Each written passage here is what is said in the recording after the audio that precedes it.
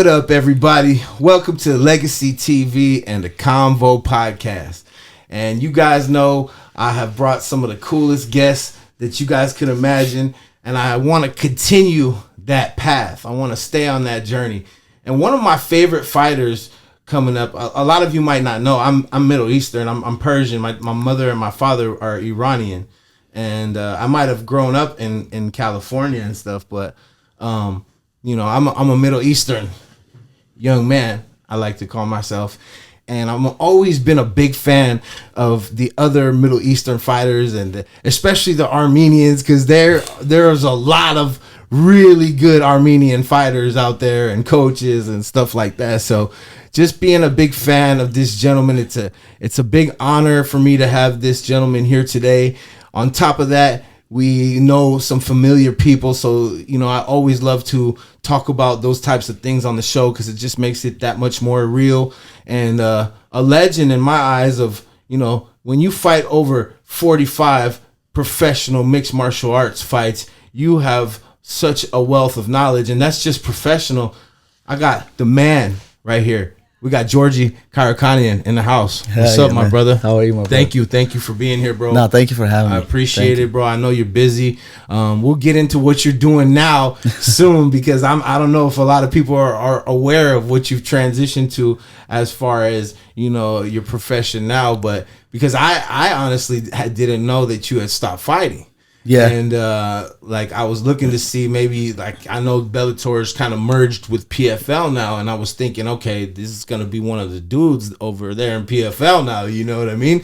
So when you told me, like, yeah, bro, I'm not fighting, and I was like, oh shit, we got to talk about that, bro. Yeah, man. All right, so Georgi, let's for the fans. I'm sure a lot of people do know you, but then a lot of people might not in my fan base. So let's start off with, where did you grow up? Grew up in Russia. In Russia, yeah, that's grew what up I was in gonna say. Russia. You're Russian Armenian is what they say about you. Did you, like, to what age? I was there till like 10, and then 10, 11. Then I moved out to Cali.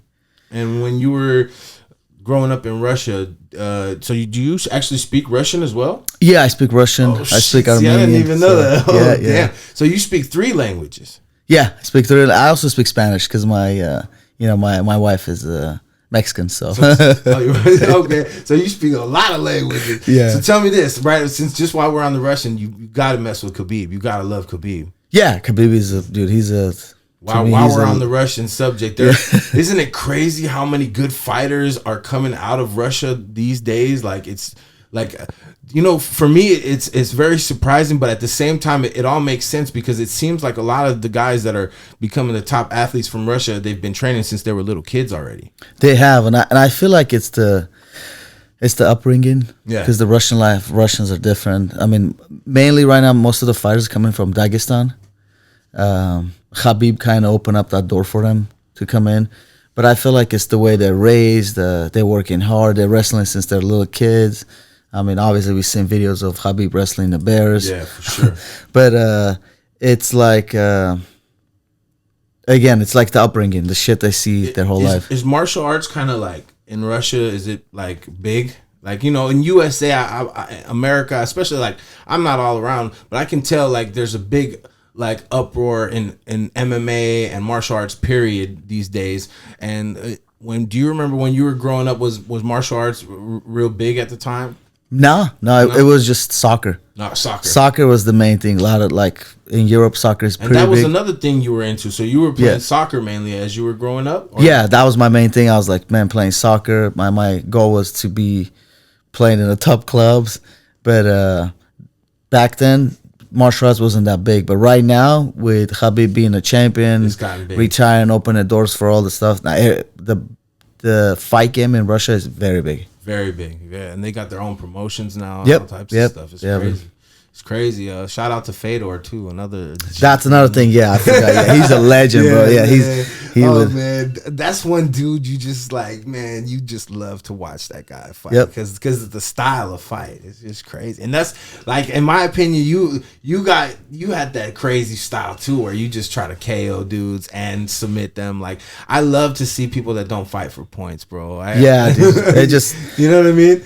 That going in there for the kill, bro. Looking back right now, I'm like, fuck, I could have taken some guys down and submitted them, but then I like keeping it exciting, and Bellator was a fan of me just keeping it standing and just throwing it down. So I mean, that's what I stick with. So I have no regrets. We'll get there. Okay, so you're playing soccer. You're in Russia. Did you do any martial arts before you left Russia? Yeah, I started karate, doing karate, sambo, but dude, I hated it. I did not like it. What was it that you didn't like about it? Just showing up to practice. It was very strict there, so I was just like, fuck. It was cold. Boot camp. Yeah, it was like a boot camp. I was like, fuck, I can't stand it. So that's why I got into soccer. Started playing soccer, and I was like, fuck, I like this way more than doing karate. And you know, I just keep playing soccer. And you were good at soccer, right? Yeah. I did pretty good. So at 10, you guys moved from Russia to America? To the States, yeah. What part of Cali? Woodland Hills. Woodland Hills. Yeah, and that's where I kind of like went there for a little bit, and then went to Canoga Park High School there too. Was there a lot of Armenians out that way? Yeah. Not too much. Yeah, I think towards Van Nuys there's a lot of Armenians. Yeah. But where I was, there's just like, I was just around a lot of Mexican kids and just yeah. So good. Yeah. Same here. So good. A lot of my students are Mexican. I also got so much love for the Mexican people. Period. They're some of the friendliest and coolest people on earth. You know, and you know, so in that area, it's like I remember because I had lived in Westlake for like about a year. So I remember there was a lot of Middle Eastern and there, you know, a lot of Mexican and the culture is a little bit different than, you know, most areas. So how long were you out that way for? So I was Woodland Hills till I was a freshman, and then I moved to San Diego. I was in La Jolla. La Jolla. Yeah, and then I was there. I was still playing soccer. And then from La Jolla, I would travel to, there was a thing called ODP, Olympic Development Program for soccer. So in San Diego, they had like a big complex where all the national teams would go train there. This is back when Freddie Adu was coming up. And so I would just train there. And then there was another team called San Diego Sockers. It was like a professional indoor team. I started training with them. And then I moved back to Riverside. I had just while you're on that subject, this is kind of crazy that you said San Diego Sockers.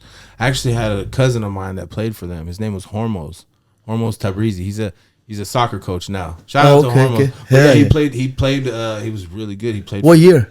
I don't remember, bro. I was very young. Okay, so I was there when there was a coach named Brian Quinn. Yeah, Brian Quinn was the coach. His name was Hormoz Tabrizi. Shout out to Hormoz. But he played for the San Diego Sockers. I remember because my mom was really close with their family, and I'd been to some of their games. I always looked up to them. Hell yeah. But go ahead, keep going. Yeah, and then from San Diego moved to Riverside, stayed here. So you were playing soccer for the Sockers, and like, did you? So the Sockers was like, I was like in a reserve team. I haven't signed anything officially. And would you get paid if you would have played for them? Like I would. Because they're like they're a professional team. Yeah, professional indoor soccer team. Yeah. So it's called MISL, Major Indoor. Yeah. And then from there, moved to Riverside, started going to North High School. You moved around a lot, yeah, bro. How did you like? You had to keep changing your groups of friends all the time. Like, that's crazy. Yeah, like I feel you on that, but that's tough because, like, a lot of people.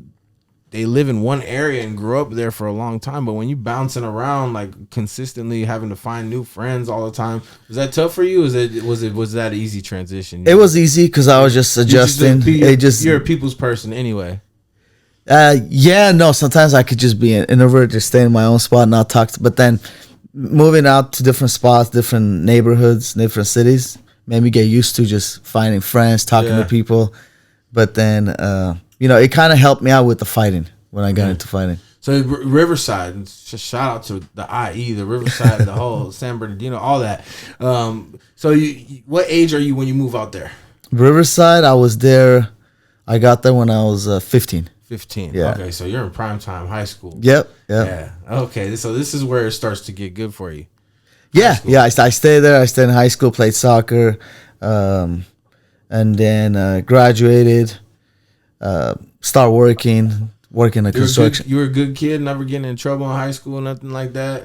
Yeah, never. I mean, I got suspended in the soccer games. I got red carded in the soccer because I get so passionate. But that's about it.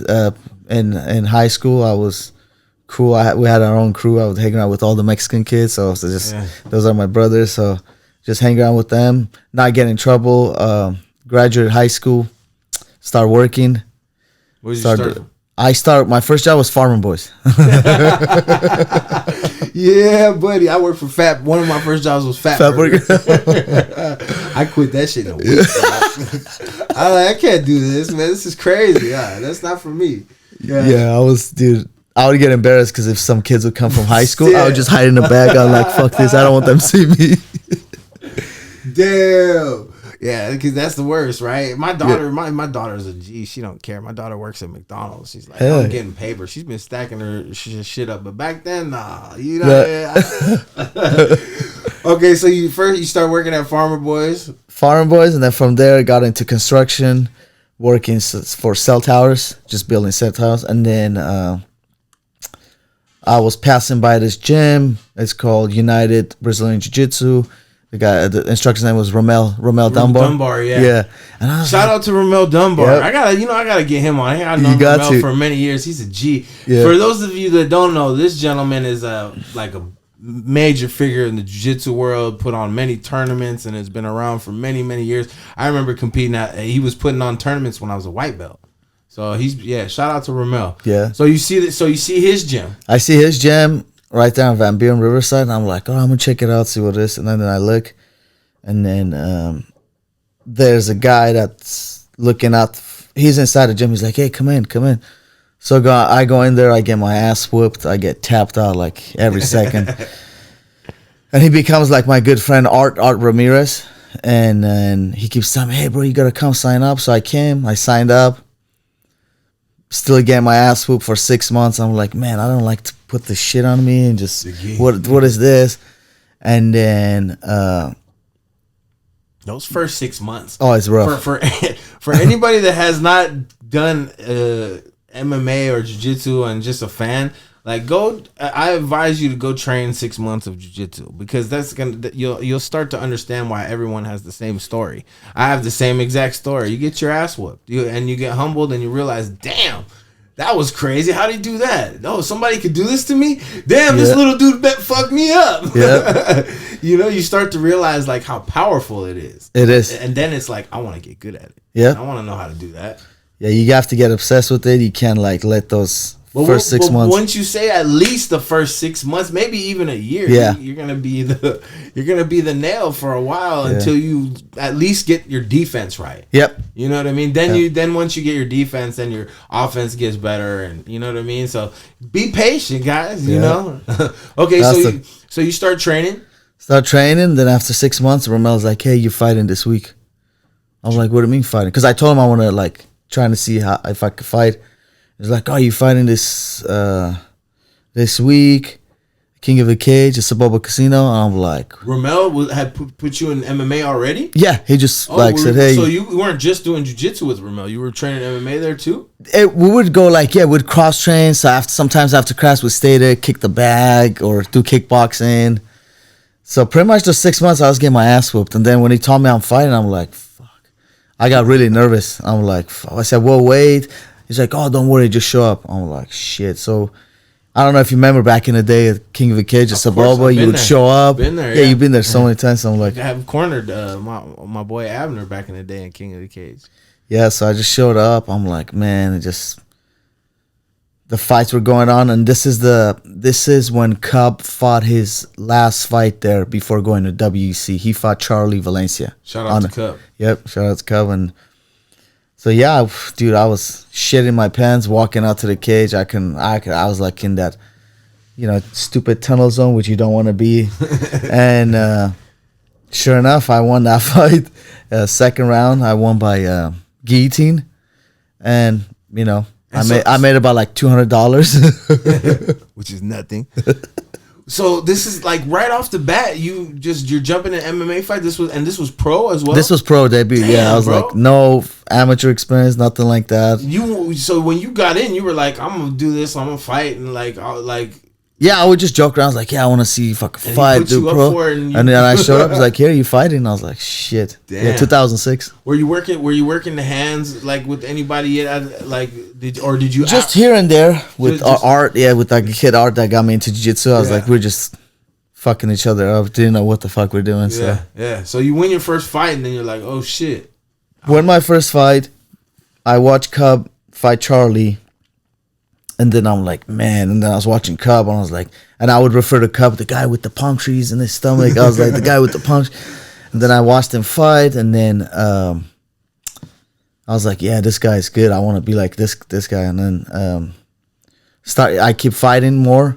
I switched gyms. I went to Millennia MMA. Millennia, yeah. Yeah, I started with Romy.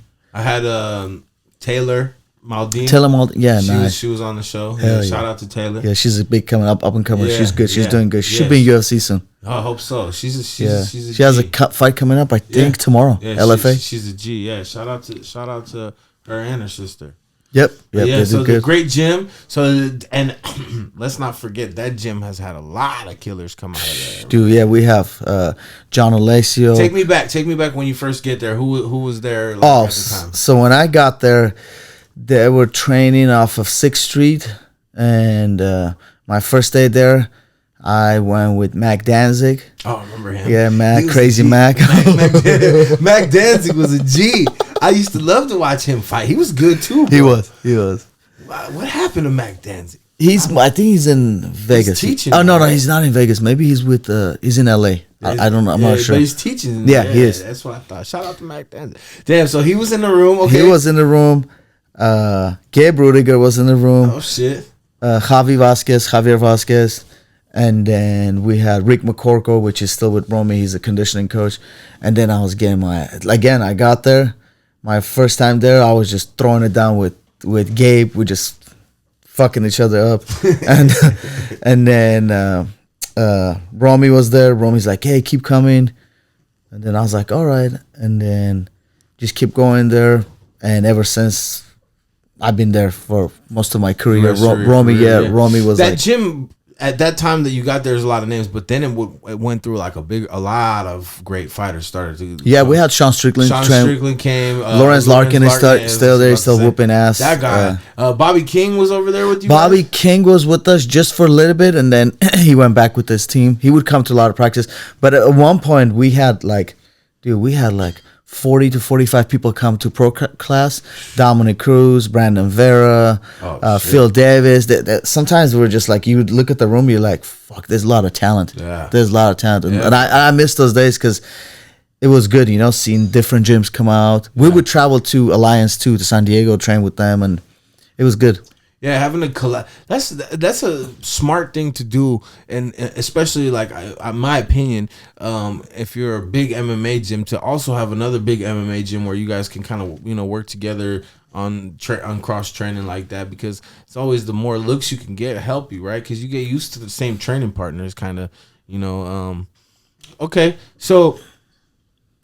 Tell me about like some of the craziest like sparring sessions you've had, Millennia. Like some of the who have given you like the hardest rounds you're training for your fights or whatever it be, training at Millennia for your fights. Dude, I mean there's a bunch, but I mean at one point we had like the hardest round. I mean, obviously Lorenz fucking fucks me. He's a big boy. He's a lot bigger than you. Yeah, but I mean, I when I'm sparring, I don't care about size, and I tell him to whoop my ass. So Lorenz will whoop my ass. But at one point we had the Vargas brothers, Tommy Vargas and Beto Vargas, great wrestlers. Yeah. Which they made my scrambling game good, and it was just fucking always tough rounds with them.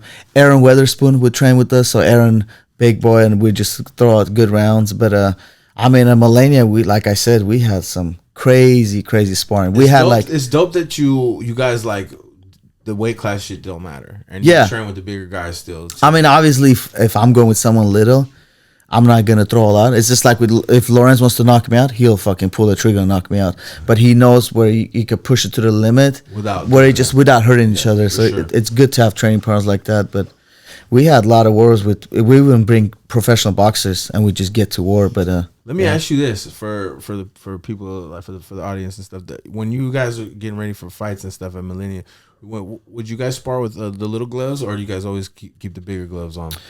I'm a big believer sparring with the little gloves, because big gloves, every time pretty much I've got injured, it's when I wear big gloves. Big gloves, yeah. Because I'm just throwing hard, and just sometimes you just don't think. But with the small gloves, the puffy ones that we call, yeah, you throw them. If my partner turns it up, I'll turn it up too. I mean, hit me as hard as you want to get hit. So I love the big glove. I mean, the small gloves. I'm sorry. So that mainly we spar in Millennia with the small gloves. Yeah, I think it's so important, especially if you're like, it's like, you know, if you're gonna play basketball, you should be playing with a basketball, not a football, right? Yeah. You know what I mean? Like it only makes sense. Like you should be sparring with how you're gonna be fighting to get comfortable, and it teaches you also like to be controlled. I believe. You know, I think like a good coach can run a good MMA practice and make sure people aren't knocking each other out, and they're able to, like the grappling, you can go 100% on the grappling. Yeah. You know what I mean? The wrestling exchanges, the jiu-jitsu transitions, but just add the punches in there and kicks and all that, but just don't make them to knock your training partner out, and you can get better like that. Yeah, you know? and there's less chance of getting injured, and it makes it more realistic, because even though we spar with the puffies, when you put the normal, like the 4-ounce gloves, it still makes a big difference too. So yeah, 100%. Get used to sparring with the puffies. Yeah, 100%. So, bro, you've had so many fights. If I wanted to sit here and talk about each fight, we talk for like 3 days, right? So tell me this, right? Like having so many fights, what were a couple of the fights that meant the most to you? Whether it was a win or whether it was a loss of your career. When you look back on your career, what were your most like precious fights, most valuable fights in your mind? I think all of them, because each fight keeps you going. There's got to be a couple of them where you're like, man, I really wanted that one, and I'm so glad I got, like, maybe it was a beef or something or whatever it was. Like, I mean, one that really meant a lot to you. It's when I probably fought Bubba Jenkins second time, because I was on a 2 or 3 fight losing streak, and he was on a 4-fight winning streak. And this was in Bellator, right? This was in Bellator. Yeah, I remember this fight. Go ahead. After first time we fought, I got him in a guillotine, and then he went on like a win streak, and then Bellator hit me up, was like, oh, well, you got to fight him again. I was like, fuck. I called Roman. I was like, dude, I don't want to fight this guy. I was like, because he's a great wrestler, you know? Yeah. And then he was just mopping everyone. He just fought Goichi Yamauchi, and that guy was he's still bad. He's still fighting. I think PFL. He just fought Neiman Gracie. Yeah, that guy's sick with it. So he's got very good jiu-jitsu. Yeah, very, very good jiu-jitsu. And I just got off the surgery on my knee, ACL surgery. I needed a fight. I literally got after surgery. I start fighting 5 months later. I fought Daniel Weichel, then I fought Pat Curran, and then they're like, okay, you got to fight Bubba, and I'm like, fuck. And being in a fight game for so long, you can't. The promoters are trying to be your good friends, but you can't always trust them. No. They're also trying to be the other guy's friends. Yeah. They're trying to also get you KO'd and get the other guy up too. Like, it's a 50-50 I'm like, dude, I already know what you guys are trying to do. You got to make me lose, and then I'm going to be on more fights, losing streak, and then going to say, get the fuck out of here. So whatever. I mean, I got ready for him. We fought at the Honda Center, and then, I got the knockout win, which kind of raised my stocks up. That was a highlight. Yeah, so it gave me like a good feeling. Like I'm like, what does that feel like? Describe for someone that's never knocked anybody out in front of a lot of people like that. What does that feel? What is the rush? What is the adrenaline like? How good does that feel? How long does the high last for? Maybe like a minute, but every time you land a clean punch, it's like hitting a pillow. Yeah. You don't feel nothing. If you hit hard and you feel it, mainly then I'm gonna get knocked out. But this one, I hit him right in the spot, and it was just like hitting a pillow. And then, just all the I had to put the emotions to the side, because you never want to go in a fight with emotional. Right. Anytime you go in a fight emotional, or if you're upset, mad, it's not gonna go your way. So I had to put all the emotions to the side, forget about me being on a losing streak, and I was like, I already beat this guy. I already beat this motherfucker. I'm gonna go out there and I'm going to kill him. Yeah, I'm going to lay him out. So I just went there, nice, being focused, and I was like, all right, I'm just gonna, because I knew first time training with Bubba, he did not like me keeping it standing because he was still fresh. Like I would kick him, this, that, but dude, when it comes down to wrestling, he mopped the floors. Like he was so fast with shots. So I was like, I gotta stay focused, and I gotta get him out of here. Yeah, get him out of here fast, because if once I let him get comfortable, that's the thing with good wrestlers. Once you let them get comfortable, you're fucked. Yeah, they're just gonna keep leaning on you and keep. Yeah, I'm already knowing. You gotta make them. You gotta get them out of there to where. Yeah, I'm already knowing. Yep. So just. I'm happy enough, like landed, Yeah, I remember that. I remember the guillotine too. The guillotine was dope too. Shout out to Bubba Jenkins. Though. Yeah, he's doing good. He's in PFL right now fighting. You know that wrestling, man. A lot of people don't. I remember the first time I trained with like a really good wrestler. His name's Clark Bevins, and he trained with Eric Paulson and shit. And this dude, like, you know, he's like 200 pounds. The ears are like that. I'm like, oh, this guy's pretty good. Must be good. I wrestled in high school a little bit, but I'm like, what's he gonna do? I'm tapping my, like, I was thinking in my head because I was really good at jiu-jitsu. And then one day, one of the coaches that was there was like, we're gonna just wrestle today. I'm like, oh shit. And then guess who he calls out? Him and me. Bro, I'm like, this is set up, right? He's got to beat me or something. But bro, I shot on him, and when I shot on him, he like sprawled real quick, and he hopped up and just started bouncing. He's laughing. He's like, "That's all you got, bro?" And I'm like, "All right, motherfucker," you know. So I go again, and I try to take a harder shot. This time, bro, he like front headlock with the head, and he slams me on my shoulder. Like front head slams me on my shoulder, and I separate. My shoulder was like out, like came out all the way out. Yeah, I was like, oh shit. So the next time we rode though, I put him in a triangle. I put his ass to sleep. That was his own fault. He didn't want to tap. Shout out to the homie Clark Bevins. I had to tell that story. Wrestling shape, I think. This is what I tell a lot of up-and-coming fighters. If you want to be in a good fighting shape, get in a wrestling shape. For sure. You get in a wrestling shape, you're good to go. Those scrambles and the body on body and moving another person around is such a... And honestly, I love fighting, and I love every aspect of it. But especially for self-defense, because I always try to remind my students lately, like, you guys are not here to become jiu-jitsu competitors. Or, you know what I mean? You guys, or MMA. That's not what I do at my gym. My gym is I want to make sure, number one, if something happens to you, you know how to defend yourself. Mm-hmm. And you know what I mean? So that's the important thing that I think gets lost sometimes these days, because a lot of, martial arts are getting driven towards competition. Yeah. And then you forget that people might need this to save their life someday. You know what I mean? Absolutely. Okay, so bro, tell me this. Couple people that we actually have in common. So did you ever end up training with Cub? Yeah, dude. We train a lot for camps. Because it was kind of crazy to think back that you said in the beginning of your career, you were on the same card and you saw him. You're like, I want to be like that guy. Yeah. So I went to Millennia. I keep fighting there, and then I needed a manager. So I'm like, I sent email. There's a like management company called Pro MMA Management. And the owner's name was Kami, so I'm like, I'm gonna email him. So I remember emailing him. I was like, hey, I want you to be my manager. You have this guy with palm trees on his stomach. I wanna be like him. I think I even said I could take him. And then the guy with the palm trees. And then I got a response back. It's like, oh, okay, well, there's a show in San Diego. Do you want to fight in? I was like, fuck yeah, sign me up. He's like, okay, it's a show. It'll be your third pro fight. I was like, okay. I get there. I think he was just trying to see if I'm serious. I get there. I do all my medicals. I fight. He shows up at the end of the fight. I haven't had Mayhem corner me. Mayhem Miller? Yeah, Mayhem Miller corner me. Yeah. Mayhem. I talk to Mayhem almost all the time. He was on the podcast. Shout out to him. He's your corner? Yeah, he was my corner. I was just like, fuck, man, he's in my corner. And then we're pummeling. He's like, so who's gonna come? And then I have one of the guys from Millennia corner me too. So Kami like texts me like, yeah, I'm stuck in traffic. So by the time he shows up, my fight is over. And then from there he kind of could tell I'm serious. So he's like, start helping me, guiding me towards the right direction. Sent me a few practice sessions at Eric Paulson's at CSW.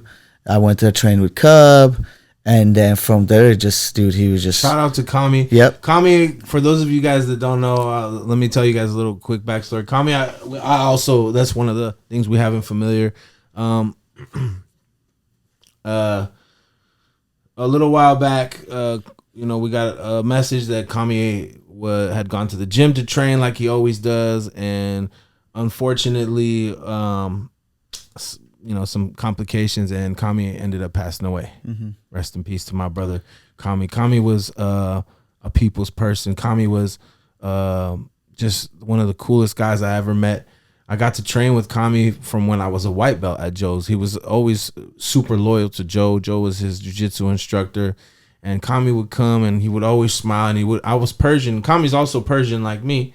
So I had something in common with him, and he liked me. So he would always come roll with me, and I got pretty good pretty fast. So every time he would talk to Joe, why is this kid still a white belt? Why is this kid still a blue belt? Joe, when are you gonna give him the brown? When are you gonna give him the black?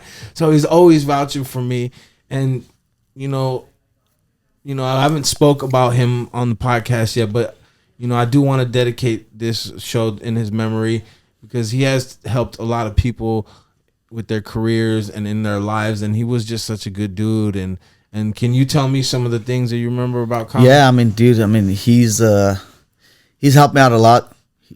Like you said, he's been for Cub, he was like a father figure.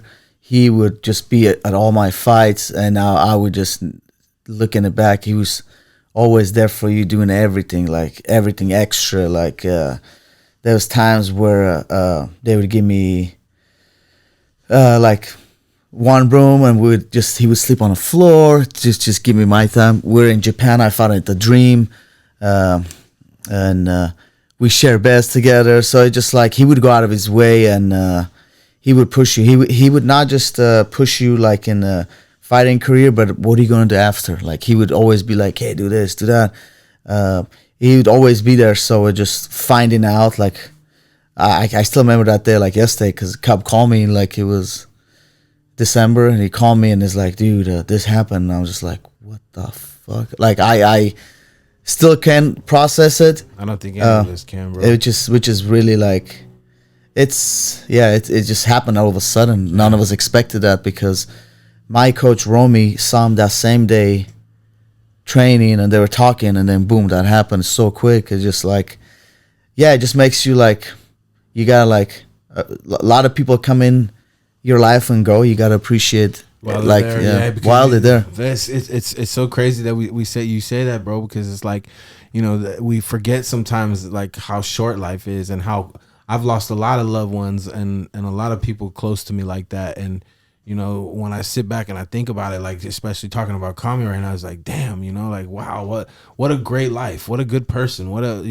he was also an anesthesiologist. Yep. He was just an all around good person, and not only that, but he was a martial artist too. Yep. He was one of us. Great black belt. He was awesome to train with. He was a good training partner. He did it all, and man, rest in peace. Yeah, man. I mean, there's times when I had no money. It's like, hey, how am I going to pay for his medicals? It's okay, I got you. Just pay me after. Boom, Kami would take care of that. And then it's just like, yeah, he's done so much stuff for not just me. There's just many different other fighters that are, respect. So you started training with Cub after. So he kind of introduced you to Cub because Cub was his boy. Yeah, I tried training with Cub. I helped him with a lot of different camps. Corner him different fights. We corner him in England when Cub fought Dustin Poirier. He's had some like, fucking crazy fights, bro. Yeah, Cub is just, dude. If you like, I was listening to his podcast on Jackson podcast, and he was talking about all the different injuries he's had, bro. Bro, he had so many surgeries on his hands for broken hands, and Cub's done it all. He's a legend, Hall of Famer, dude. I know he has a fight coming out against Andre Fili, so go out there and whoop his ass. Shout out to Cub, man. Yep. So now after the training with Cub, and your career starts going well, and you end up with Bellator. Are you satisfied with how things went in Bellator? Or like the pay scale, the money? Like, do you feel like, looking back, bro, you got a lot of fights, bro? Like, do you think they did right by you over there? I mean, yeah, I feel like at the end of the day, you as a fighter, you have to take what you get and kind of invest. Yeah. So I looking back, I'm like, oh, what if I went to UFC? How would that be? That's what I was gonna ask you. Was that one of your goals? Was there ever, like, in your career, was there an opportunity? Or there were opportunities, but the pay was really bad. So I was just like, yeah, I don't think I want to do for 6 and 6, go out there and fight. But looking back, yeah, I mean, even though I said I'm done fighting, I still get some offers, and if the offer is good, I'm down, because I still train really high level. I train with the guys that I keep fighting, and I'm just trying to see where my level is at. So it's not done yet, my people.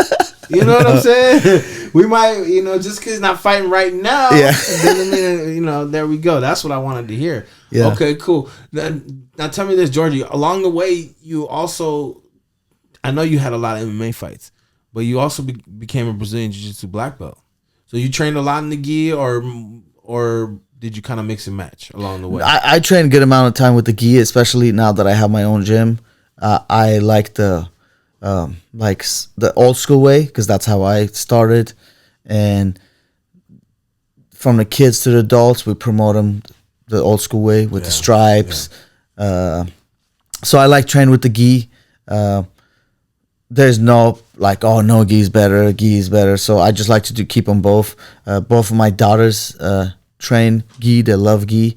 So I try to, they watch Rutullo Brothers. They watch all kind of stuff. Kids, man. Yeah, they're pushing. And then we just watched the Wagner Rocha versus Marigali. That was a good match. Yeah, so the Marigali dude, he's picking up. He's something. That B team, all the guys that out in Texas, man, they're killing it right now. I watched last night. What was it? The guy from Kyle Terra, Mason Fowler versus Nicky Rod. Last night on UFC. Mason Fowler beat him, right? Nope. No. Oh, okay. That's Nicky Rodriguez beat him decision. Was it 6.6-0? Yeah. He just, he just kept staying in the half guard, stayed patient for the whole time. Good. Passed once, I think. Like, what I've been kind of noticing lately when I watch jiu-jitsu, it's like I think jiu-jitsu went through a phase where it was all these crazy guards and like stuff with the gi, and now when you're watching no gi, when you really watch it, it's all leg locks and tight game. Yeah.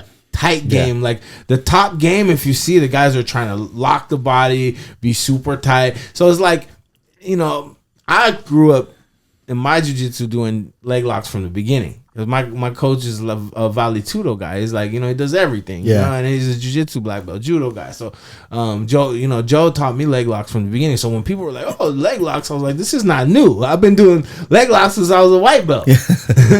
But what do you think of like the jiu-jitsu of today, bro? Like when you see like the competition wise, and what do you think like if you're gonna recommend a martial art right now for someone to start? Like first, let's start with, what do you think of like the jiu-jitsu scene right now? Do you think it's popping?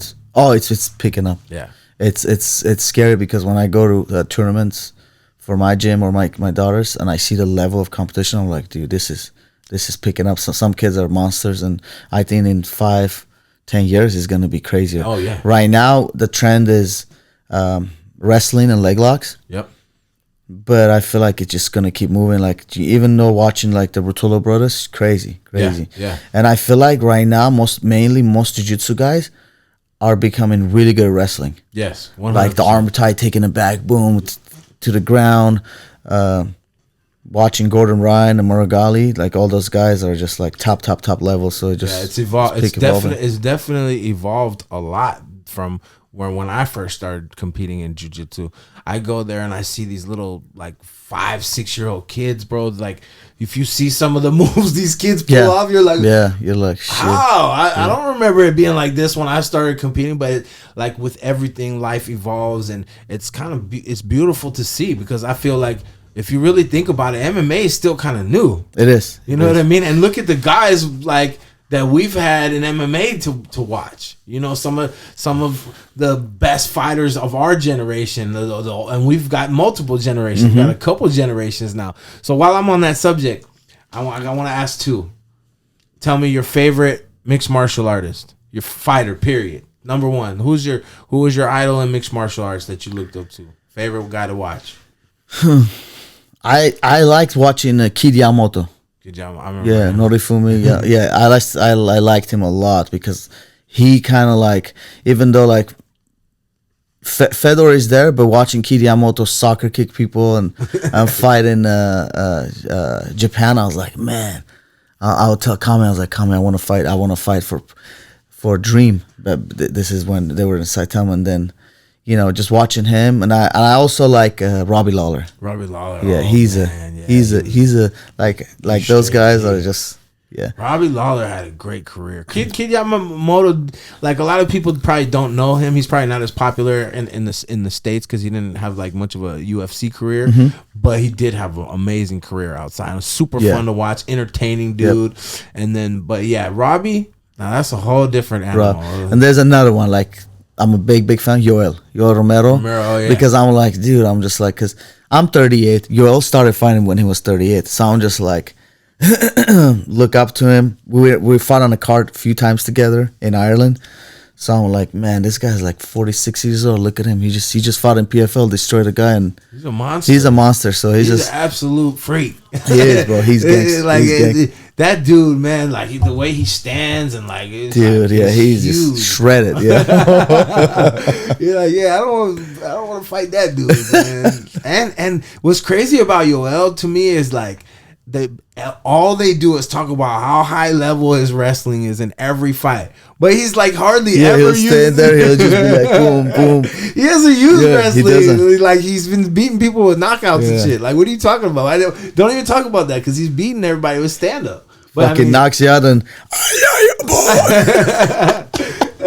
you guys, his voice is gone. Just write it down, bro. We can't hear you. Nah, but he's sick with it, bro. Yeah. You know, it's cool to see. I love to see the older fighters like that because it you know, all these people like, you know, think, you know, just because you start to get in your 40s, like it's over. It's not. You know, I heard Conor McGregor talking about this just a little while ago. He's like, if, you know, I might be 38, but there's also another guy that's 38. You know what I mean? That has around the same fights. Why do I have to fight this young kid? And like, that makes sense, bro. Like, especially like you, bro. Like, why would you fight somebody that has like 5-6 fights? You know what I mean? Yeah. After the career that you've had, like, it should be somebody that's on your level, that has the amount of, like, around the amount of time you put in the sport. That's how it should line up. Yep. And then that way you could still be fighting as long as you want. Yep. Age is just a number, man. Exactly. It's just a number. And this is what I keep telling people is like, if you look at the martial artists, this is what, for those of you that don't train, if you look at a lot of the mixed martial arts, the jiu-jitsu people, the majority, I'm not going to say all of them, but the majority of them are pretty good shape. And, you know, like my coach, he's 64 now. If you see him, bro, like, jack, bro, jack. Yeah. Like, you're like, God damn, bro, I want to look like that. Yeah. So it just goes to show you, like, when you live healthy and you work out, you lift weights, you do cardio, you can live a lot longer, healthier life. I agree with you, bro. Okay, so we got your favorite fighters. My favorite fighter, I'm gonna tell you mine, bro. While we're on the subject, Nick Diaz, bro. Nick Diaz, that was always my favorite. Is he coming back? It looks like it. He's training and swimming and doing all this stuff, and they're posting him in the boxing gym. It looks like, I mean, if he does come back, I would want to see him fight one of the best guys, like, only, you know what I mean? But I'm a fan of him just because, like, you know, you could tell he was a kid that went through a lot growing up, and you know, and I know it comes off to people like he's a thug and all that, but I understand the mentality of like, of not letting nobody mess with you, and like, and I loved the energy, and I liked his career. So he was just always my favorite style. He's always really good jiu-jitsu and really good boxing. So that was the style that I really liked. I went train there for like 2 weeks. Oh no shit, dude! Those guys trained. We would start training from 4 p.m. Would not finish till 11 o'clock. I'm like, dude, it was crazy. They run a lot. Yeah. Their jiu-jitsu, they grapple. They'll do 100 push-ups after. So it's good times. I trained with Nate. It was good times. How's Nate? Nate's really Nate good. is good. Yeah, really good on the ground. Yeah, really good on the ground. Really, it's different. I trained with Nate and Kron Gracie. Kron is a G. Yeah, Kron is an animal. Yeah. Kron and Cub fought. Yep. That was the craziest. Yeah, thing, that was. bro. Yeah, Cub stopped his takedowns and everything and just beat him up standing. That's what I thought was gonna happen. And the thing that kind of surprised me is much love to the Grace family. I was really hoping Kron would really try to like force the. He still haven't developed that all aroundness. That's the. What up, everybody? Want to take a quick second out of the podcast just to give a shout out to our sponsor, the best criminal defense attorney I know. The last time I got in trouble, I needed somebody that was going to look into my case and actually fight for me and get me the best deal possible, and he did that. And I'll make sure that he does that for you. Make sure you shout me out if you guys reach out to him. They're the sponsor of the Convo. You know anybody, a family member, or yourself that make a mistake, you want somebody like him on your side.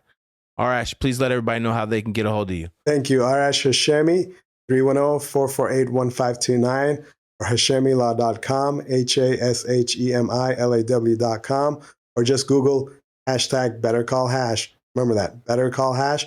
You'll find me on every social media channel all over the internet. 310-448-1529. You better call Hash. That's what I was going to say is like, that's what I think a lot of people don't understand about jiu-jitsu guys. Like there's so many good ones out there, but unless they get good at takedowns, bro, like in MMA, it doesn't transition as well. It doesn't. And you can. And like people know what an armbar and a triangle is now. So if you end up on the bottom, it's not a good place to be in MMA anymore. You know what I mean? Yeah, no, so I agree. it's like that's why we don't see as much high level jiu-jitsu, because there hasn't been a guy that can put it together with the takedowns that well yet. Mm-hmm. For example, like Rodolfo Vieira. Yeah, that guy, bro, he was like the man in jiu-jitsu, but you see, like he got choked out by a purple belt in MMA. But it's just because it's different. And I always try to remind my students that only do jiu-jitsu is like, I know jiu-jitsu gives like you confidence, but sometimes it gives a lot of people a little bit of, false self-confidence, because when someone starts to punch you, you're losing it. Yeah, you're lost. It's different. Yeah, it's different. Now, if you know how to do MMA jiu-jitsu with the strikes and defending the strikes and striking back yourself, okay, different. But that takes practice. Yeah, it does. You have to go do that. It does. You can't tell me like, I'm just gonna only train jiu-jitsu and then someone starts to punch me, I'll be fine. You're not, because some of these guys, they don't know how to take the punches. Exactly. And exactly. As soon as they get hit, they start folding. So it's just exactly. You gotta take it. That's why I always tell people like, I love MMA, and I'm a big. This is why I do this, is because jiu-jitsu, MMA saved my life, bro. So like, I want to give back. I want to bring these beautiful stories of people out, but I also want people to remember, like, don't get the false sense of security. Like. And then also, don't be a bully, because you never know when somebody's gonna pop your ass with a gun. You could be the hardest fighter in the world. And you could be the toughest badass at your gym, but somebody will pop your ass too. Yeah. So and even more, I see a lot of MMA fighters getting into fights in the street. I want to say this to the MMA community: be careful, because some of these people know you're an MMA fighter, and they're not gonna fight you. Yeah. They're not gonna want to fight you. They're gonna want to shoot your ass, because they know, or stab you, because they know they're gonna get beat up. So be very careful how you use what you've been given in your training, because you never know when it could go sideways. Mm-hmm. You know what I mean, bro? I'm with you, bro. I agree. So with that being said, now let's transition. The career's over for kind of. Now, I hear you're doing something else now. Yeah. I got into a law enforcement. I've been, it's already a year and a half. Year and a half now. Yeah, because my last fight was September 22 in Ireland. So started a new career. It's different. Was this something that you like had wanted to do, or was this something that just kind of came upon you? No, I wanted to do that. So I originally got hired by LAPD in 2013. Oh, damn. Yeah, so I got hired by them. I was going to start the academy and everything. And I just fought at the World Series of Fighting, which is right now PFL. Right. I fought there. I fought Waylon Lowe. And then when I got back home, Reebok sent me a contract like, hey, we want to sign you for 2 years. I was like, oh shit. Yeah. So this is when back Reebok was sponsoring Johnny Hendricks and was popping up. So I was like, oh man.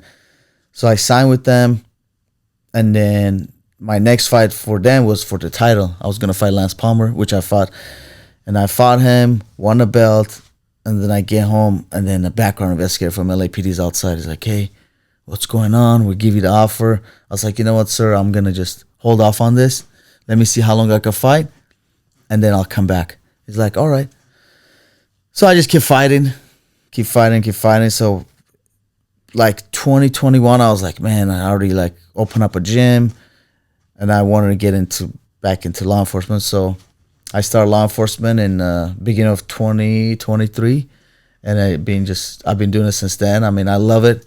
So what if you don't mind me asking? I don't know. I'm not sure if you're allowed to say, but what is it that you do? Are you like in the jail system, or like what do you do as the law enforcement officer? No, I right now with the Riverside County Sheriff as a deputy.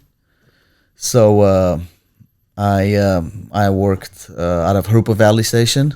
So I'm patrolling Harupa Valley. Oh, so you're actually driving around. Like, I'm driving around. Yeah, driving around. Going to calls, looking for shit. Damn, bro. Taking bad boys to the jail. Hey, you know what? This is kind of cool because I wanted to ask you, like, this is why I want, perfect as we get closer towards the end to come to this.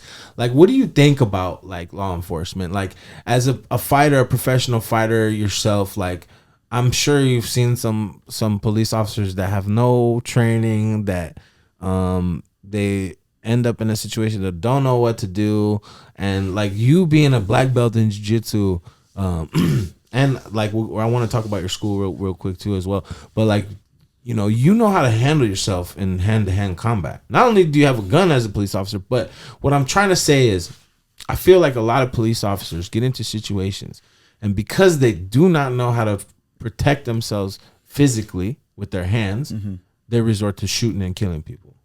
Am I right? No, I mean, I think every single officer, the least they should be blue belt jiu-jitsu. Thank you for saying that, bro. No, not that I'm in this. I swear on my kids, I said the exact same thing. At least blue belt. At least, yeah. Like at least be able to take the guy down and control, hold him there. Like, absolutely. That's blue belt. For me, look. And I've been telling people this. I'm a 4th degree black belt jiu-jitsu. I consider if you bring a person off the street that's never trained, I'm good enough at not just jiu-jitsu. I did MMA too, of course. But I'm good enough of a black belt that I will look like a black belt against that guy. I'm going to take him down, control him, and do whatever I want to him. By blue belt, by 2 years of training, solid jiu-jitsu training, learning the fundamentals, you should be able to at least, hold your own and take someone down. And it's going to force you to be in good shape. The sit-ups, the warm-ups, the pushing. There's cops out there that have no training, bro, have no business, being in that situation. And that's when you see innocent people's lives get killed. Yeah. I feel like when I got into the field, I was like, man, I don't want to use my skills. I'll use my skills if it's life necessarily. Yeah. But I want to be really good at talking to people, calming them down. And I had a few scenarios where I had to use a little bit of force, but it was not too much. Where just like, but then again, I know how to control myself. I see some that they get into the tunnel vision too fast, and they're breathing too fast, and it goes again back to training. So I highly recommend that. I mean, even in my gym, I have days where I invite all the deputies and the police officers, and we go over a lot of scenarios where it could happen on the street. But that's awesome. Yeah, so I mean, I try to show them as much as I can, especially with the Riverside County Sheriffs, because they're the ones that hire me. They're like brothers and sisters to me. So I try to give it back to them and show them a lot of stuff. But then another thing, it's because the job is so stressful. And anytime a human stresses, they start eating sugary stuff or carbohydrates. So I see some that are very overweight, and I'm in my head, I'm like, man, like if something goes down, how are you gonna chase this? I mean, you could depend on a gun, but I'm really against like donuts, stuff like that. I don't like that shit. Like, I get offered at the station, and I get offered at the station. I'm like, dude, I mean, I'll hold it, but I'm not gonna eat this shit. So to me, it's like there really is donuts there. Oh, bro, it's all day long, 24/7. See, that's not a myth. There's always donuts at there. That's some funny shit right there, bro. But yeah, it's like, to me, it's like, stop eating the donuts. Yeah. You're supposed to be like athletic. You're supposed to be able to chase down a bad guy. You're supposed to be, dude, a police officer, a deputy, out in the field. It's a fucking hard job, bro. it is, bro. It's a dangerous job. I would never want to be involved with that. You know what I mean? Because I know what it comes with. Yeah, you have the person that gets pulled over and whining about a ticket. But yeah, you also have the murderers and the thieves and the people who have guns and are on the run, and you have a lot of shit you got to worry about. We just recently, 2 days ago, we had one of our guys from Riverside County Sheriff pull over a vehicle, and the guy shot him.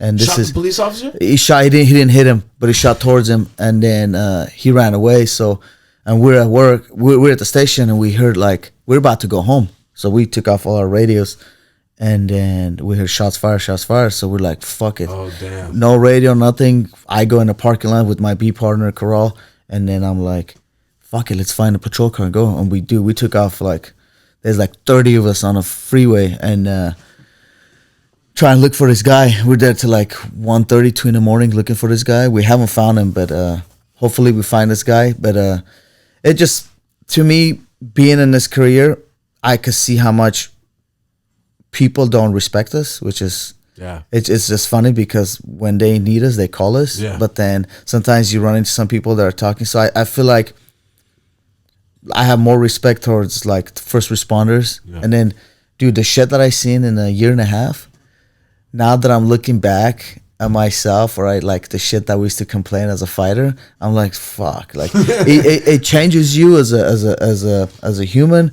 And then the good thing with fighting, fighting taught me how to switch off that on and off button. So like when I go to work, when I clock in, I pretty much forget that I have family or kids. I'm in there. I go into war zone and I'm just like, fuck it. Like today I gotta, if I get home, it's a good day. So when I go in there, I'm just like, boom, just stay focused. But like, yeah, the shit that I seen, it's fucking crazy. It's crazy. Yeah, it's crazy. A lot of people don't know what it.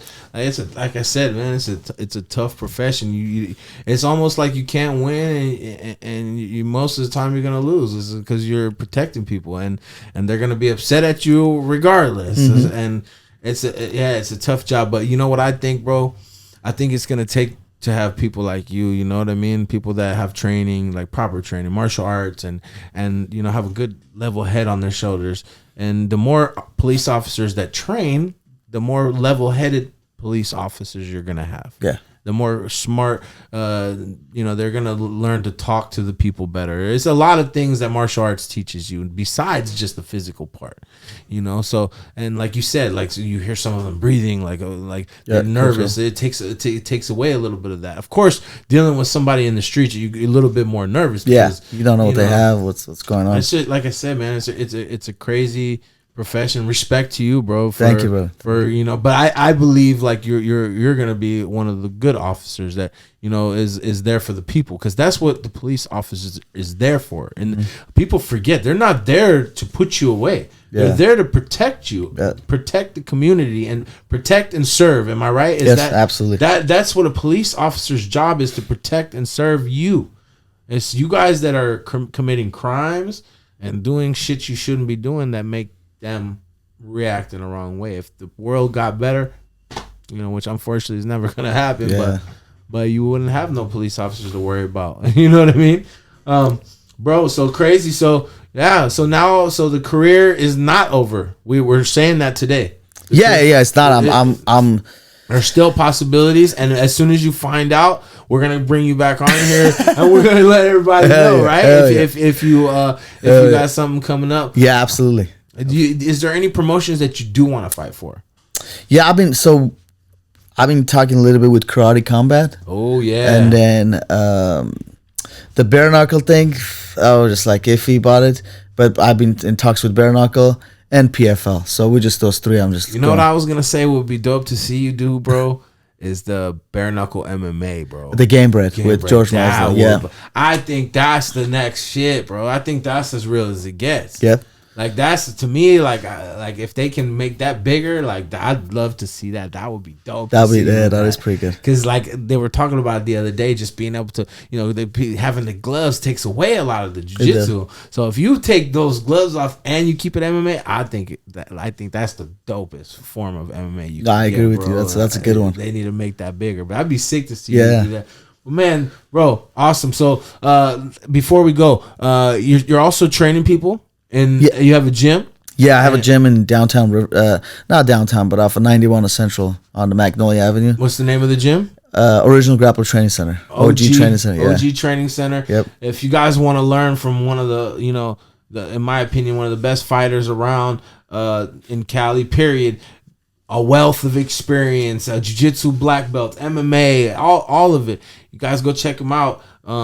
He's got a gym. He teaches, so, and law enforcement, like if you're in the area, like put the donut down,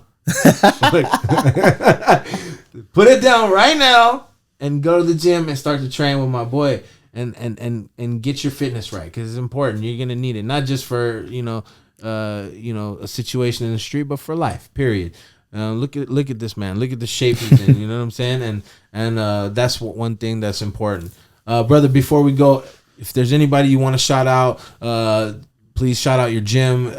We already said the gym. If there's anybody, family, the kids, anybody you want to shout out that's going to see this episode, please make all your shout outs. No, I thank you for having me, bro. I appreciate it. I haven't done any interviews since after my fight. I just been like not talking, but you're the first one, but I appreciate you having me. Oh yeah, bro! I appreciate you. Thank you, man. Man, this is great because Luis Smoka. I don't know if you remember him. He fought in the UFC. After he stopped fighting, he came over here and we talked about it. So, but bro, I don't think you're done. I think you're an absolute animal. I think I look forward to hearing from you. Hell yeah, and as soon as you got another fight, we're bringing you back on. Hell yeah, bro! I appreciate you, guys. Georgi Karakhanyan, one of the best fighters, mixed martial artists to ever do it, in my opinion. Make sure you guys follow him on Instagram and check out for the next fight. Hope you liked the episode. Like and subscribe. Tell your mama and your daddy. Peace.